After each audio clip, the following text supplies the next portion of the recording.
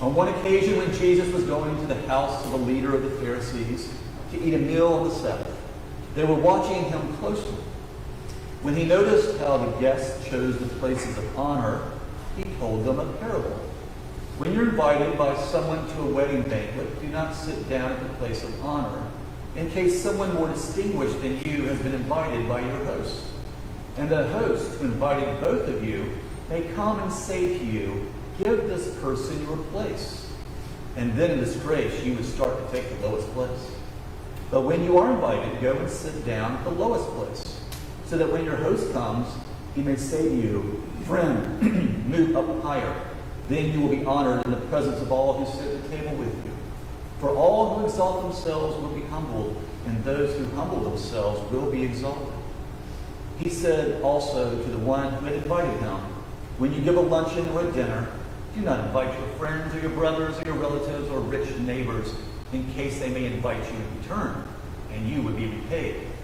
But when you give a banquet, invite the poor, the crippled, the lame, and the blind, and you will be blessed, because they cannot repay you, for you will be repaid at the resurrection of the righteous. The Gospel of the Lord. Praise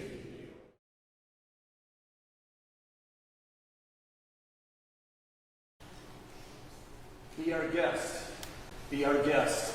Put our service to the test. Tie your napkin around your neck, and we'll provide all the rest. Soup du jour, hot hors d'oeuvres. How's the rest go? Why we live to serve. Try the gray stuff. It's delicious. Don't believe us? Ask the dishes. Be our guest. Be our guest. You know, it would be hard to find anyone in this room who has not seen that wonderful story known as Beauty and the Beast. It's a wonderful film. It was presented back in 1991. I think 3 years later, 1994, it became a Broadway musical. And then not long ago, you may recall in 2017, it was made into a live action film. The plot is simple. I won't go too far into it because you already know it. But basically, we see a prince who was transformed into a beast because he cast away an old hag, a lady who came at the wedding banquet to receive a favor or blessing. And because he turned her away, not only was he transformed into this beastly creature, but all of his loyal subjects were turned into clocks and furniture and dishes. The moral, I guess, of this story is that we need to be careful of those who we turn away, because we don't want to lose that precious thing that we have been given. The beast could only reverse the curse when he found true love. Does the beast still alive today? Does it still live in our midst? Do we see this sense of captivity of people that serve, and each and every time they wonder if they will ever be freed? Today, we have not only this story before us, but it unfolds furthermore into our lessons. And in the lessons today, we see the creation of the beast as those who turn away from God. When God comes to visit and we turn him away, and what happens next? Well, the plot gets thicker, doesn't it? Have you ever thought about some of these things that go along with this story? I think that at the heart of it, we learn the importance of also what it means to serve others. The beast seems to be intent on only being served. And Lord knows we have enough people in our world today that live in that accordance. Some people just lord it over others and expect that everyone was intention and purpose to serve them. We dare not fall into that trap. Have you ever thought about the servants that we have today? I mean, we come here today to love and to serve the Lord. But we also come today to learn how to love and serve one another, to give out of our own abundance, and to assist others in their time of need. Think about a common situation where I think we would all find appreciation for those who serve us. Let's take, for example, restaurants. I think a good amount of us, if not all of us, have been out to eat on occasion. And when we go to a restaurant, there's usually someone that greets us at the door, a host or a hostess, and they look at us and say, "Be our guest." And they bring you to your table. They sit you down. You may have to tie your own napkin around your neck, but they go down the menu and they tell you what specials are being offered today. And they give you a sense of hospitality. Hospitality that leads into the course to which you are asking for in advance, which is on the menu. To be cared for begins with hospitality. Hospitality goes before something much greater, which is care. And care, which goes into something even greater, which is love. So you're sitting at your table with your guests. Others are doing the same thing at their tables. And it's amazing how that next person that comes along is so important to make the experience worthwhile. You have a waiter or a waitress. And when they come over to you, they ask you how you're doing. They might ask you where you're from. And you get the sense that they really love you being there. It's almost like they're honored that you came to be in front of them. Of course, underneath the plot, we understand they're trying to earn a living and they're trying to make a good presentation so that we will show generosity back to them. But earnestly, I think that the people that I've seen in most restaurants, they're willing to serve because they want you to have a good experience. And so they ask you, do you want something to drink? They may even ask you if you want a hot hors d'oeuvre or some of that gray stuff that seems to be quite delicious. And as the night goes on, you and your company will express your gratitude in the form of giving something back to that waiter or that waitress in exchange for the hospitality that they showed you. But is it just lip service when they say, "Why, my life is intent on serving you"? Do you think they're just saying that, or do you think they actually mean that? I mean, these people are honestly working. They work probably a 10-hour day. And when they go home, I would imagine that they take off their shoes like the rest of us. They rub their sore feet. They look at their earnings. And what they may say at the end of it is like, bills got to be paid, and yet I have to return and do it all over again. How does that person, the servant mentality, find within itself that expression of goodwill for each and every you face by saying, "Be my guest"? How often do we use that expression? Be my guest. Now, the good thing, I would think, for people who worked in restaurants would be that you get at least one day off. Unless you own the restaurant, then you get no days off. But if you are in that thought, you're thinking, at least I get one day off. And you can just cash out, don't do anything, go to the beach, do whatever you want to do.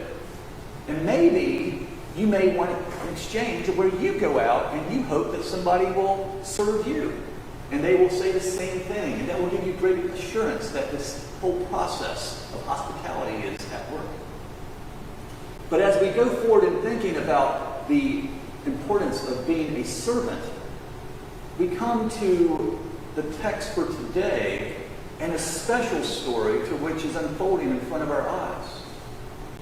There before us, not dancing dishes, not things hanging from the chandelier, but instead we do have a wedding banquet that is presented to us in the Gospel of St. Luke. It's a remarkable story. Here we see Jesus invited to the wedding banquet of a ruler, a powerful person. And who are the other guests that are also invited to this banquet? Now, if any of you have ever planned a wedding before, you know that one of the most important things is the guest list. And when you get the people that actually commit to coming to your wedding, you start to begin, where will they sit? Where will be the place of honor? Who knows so-and-so, and what's the comfort? And maybe we want to separate those two. You know, you got all those things you're thinking about so that the occasion will be a wonderful, lovely, and beautiful experience remembered by all. And as much as I want to subscribe to that, I don't know if you read the gospel as I did. But there is something afoul. There is a beast in the midst of this banquet. Has anyone come to that same determination? Well, let's walk through this. In the gospel, Jesus is invited. It doesn't say his disciples are invited, but the ruler of this area, this is probably Jerusalem. There are Pharisees. Pharisees were the ruling class, politically, religiously, and it goes further to indicate that they were lawyers. Now, Pharisees were lawyers. Does that seem strange for anybody that holds political office today? Absolutely not. We're akin to this. We understand this is a relationship. But what is remarkable and makes me most inquisitive, why was Jesus invited to this guest list? Isn't this Joseph's son, Mary's son, a carpenter? Why did he get invited to the wedding banquet? Is it possible that his namesake and his deeds and his actions preceded him, and that perhaps they just wanted to meet this amazing individual that has risen to power in so many ways? Do you think that's what it is? Jesus is going to tell us everything with the parable of the seating chart. Who sits where is most important, and who the guests are equally important. Jesus is looking around, and as people are gathering, there might be servants going around with some soup du jour or some hot hors d'oeuvres, and they're asking people to feel at home and to be their guests. Strikingly, this is happening on the Sabbath, when it was commanded you could not work on the Sabbath. Just let that sit there for a second. Wasn't it just last week that Jesus healed a paralytic woman of 18 years, and it was the same people that accused Jesus of working on the Sabbath? And now, just tiptoe a chapter later, we find another Sabbath experience, another one which is now around a wedding banquet of a very official, powerful individual surrounded by powerful people that are accustomed to being served their entire lives. And Jesus, a servant heart individual, is coming to this experience as an honored guest. Does that not sound unusual to anybody? It's very possible that the beast was leading the beauty to a great trap. The more and more I read the context of the scripture, it seems to make sense. Jesus tells a parable, but he precedes it with asking a question to a great number of lawyers who were in the midst. He knows what is on their mind. He knows why he was invited, because they wanted him to recommit the crime. With the ruler, he could place judgment immediately. He was being set up. Jesus sees it all. He looks at them and he just asks them the question. While, the plot thickens here, an individual comes hobbling in.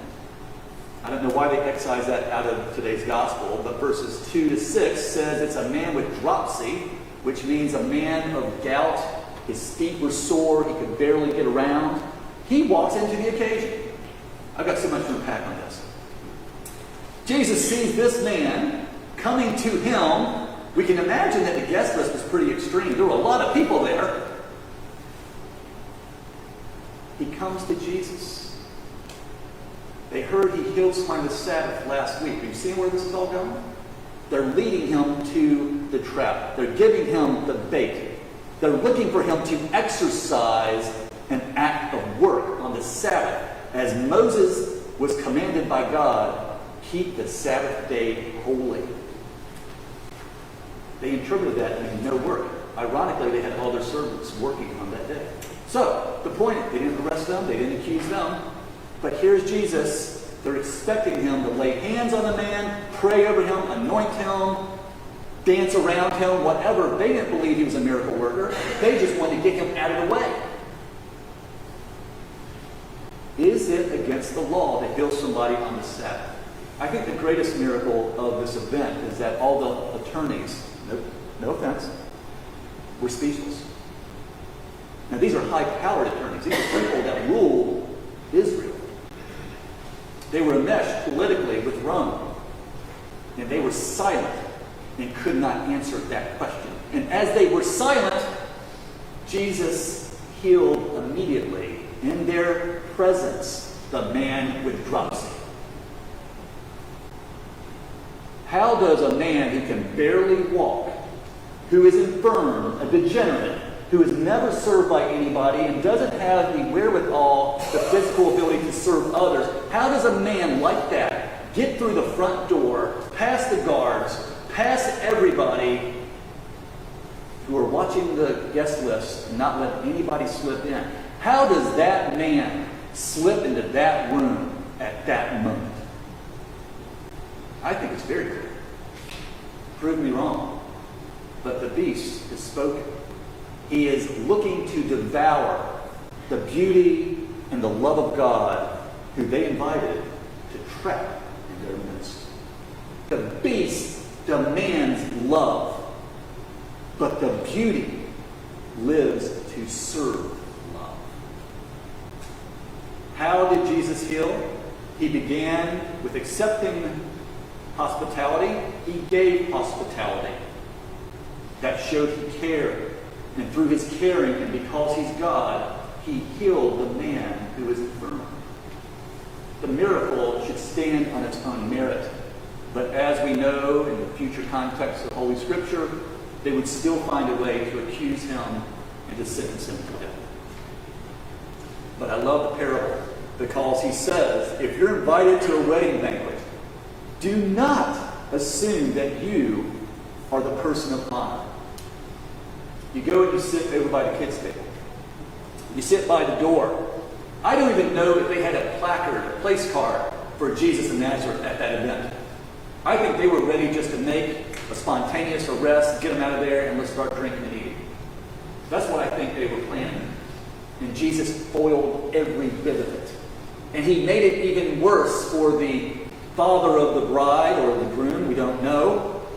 As he was already prepared to lay judgment and get on with the festivities, everyone is now stumped, speechless. They don't know what to do because he gives them this parable that it will be the lowly who will be exalted and the exalted who will be lowly. The people of power and the people that demand to be served, who demand your love and your affection and your worship of them, they will not rest. These people could not rest because they knew that they were guilty. The worst sin of all, they were not loving others as God loved them. That was the only two commands that Jesus gave us, to love God and to love each other. And they were violating both. There are so many reasons why these people in that room with the ruler, the Pharisees, all the attorneys, all the people that were there, there's no reason why they could not bow down and worship God at that precise moment. The dishes should have been flying around the room and dancing and singing. Should have had that little duster thing, swimming around. Should have been the best music and everything. Here is the Son of God. But instead it turned dark. The beast takes the light out of the room because it demands the light to be only on itself. Dearly beloved, who is the beast today? Does the beast belong to someone we point our fingers to in the papers and the news, and it's those people? We can reverse the curse of Adam when we accept the love of Christ, so that he teaches us what it truly means to love and to serve others. When we place ourselves in a lowly place, we're able to lift people up. And this is where Christ wants us. He is preparing us for a wedding banquet. And when we get there, I think it's best that we find the back line to begin. Today, Jesus says, I can do anything and all things. I can heal you. I can restore you. I can bring you to that place of beauty. But to do so, you may have to tie your own napkin around your neck so that he can handle all the rest. But he continues to say the same words. Be my guest. Be my guest. In the name of the Father, and the Son, and the Holy Spirit.